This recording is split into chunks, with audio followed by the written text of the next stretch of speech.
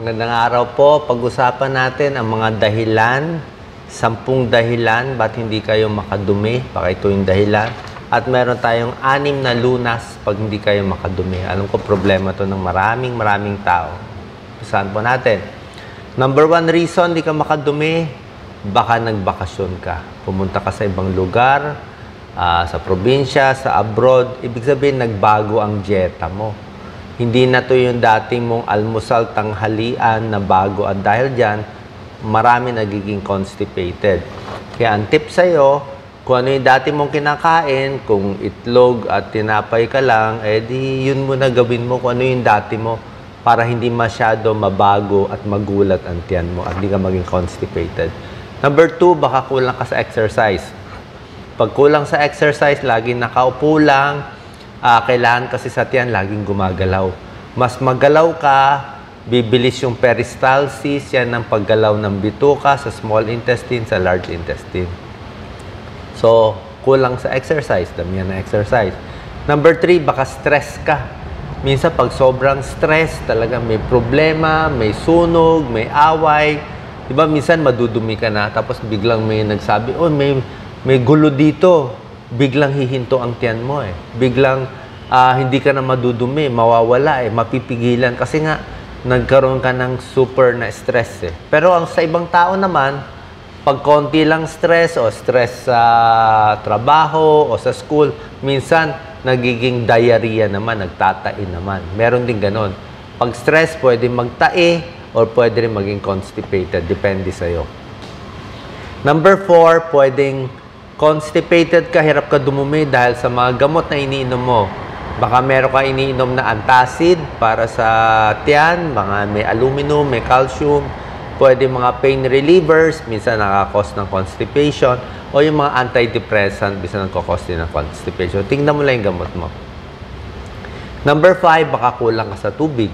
Pag hindi ka uminom ng maraming tubig, talagang magiging mas matigas na parang bato yung dumi natin. Kasi kailangan talaga ng tubig para at least medyo malambot ang dumi.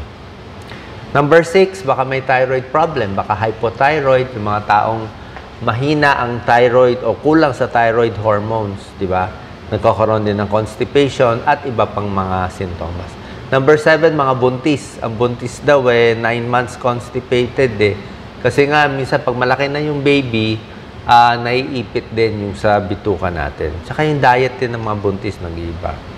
Number 8, baka meron kang irritable bowel syndrome. Ang irritable bowel syndrome, common to sa mga may stress, may depression. Meron ako irritable bowel syndrome. Sa Japan, 40% sa kanila may irritable bowel syndrome. Laging makulo ang tiyan. Sa gabi, minsan di makatulog, aatake, masakit. Minsan parang madudumi, minsan parang constipated, pabago-bago. Pero pag chinek mo naman, wala naman nakikitang medical problem. Pero talagang makulo lang siya. Irritable bowel syndrome yun. Number 9, nagpipigil ka ng pagdumi. So, hindi maganda yan. Number 10, nasobrahan mo ng laxative, yung mga slimming tea, diet tea. Pag nasobrahan nito, hindi po maganda. Lalo ka lang, makakadumi ka sandali, pero pagkatapos ng ilang araw, constipated ka naman at magiging dependent ka na sa diet, tea, slimming pills. Hindi po maganda to. O maging dependent. So, anong gagawin? Number 1, inom ng maraming tubig. Number 2, kumain ng high fiber, gulay, green leafy vegetables, kangkong, high fiber. Sabayan mo maraming tubig.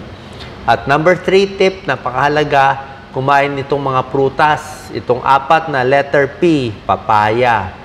Pakwan, 2 slice ng pakwan, madudumi ka na dyan. Pears, peras, prune juice, pwede ka bumili ng prune juice, uminom ka lang ng mga 1/4 cup, konti lang, 1/4 cup lang everyday, pwede yan. Pwedeng ubas, pwedeng mangga, pwede halu-haluin mo. May pakwan, may peras, may papaya, may mangga, may pinya pa, madudumi ka niya. So, tamang-tama lang yung halo ng prutas para dumumi ka. Next, sinabi ko, mag-exercise, galaw-galaw, regular schedule ng pagdumi, at yung mga pampadumi na tableta, bahala na doktor magreseta. Okay? So, ang komplikasyon ng constipation, almoranas, at anal fissure. Yan ang ayaw natin. Okay? Sana po nakatulong tong video natin para sa mga hirap dumumi. God bless po.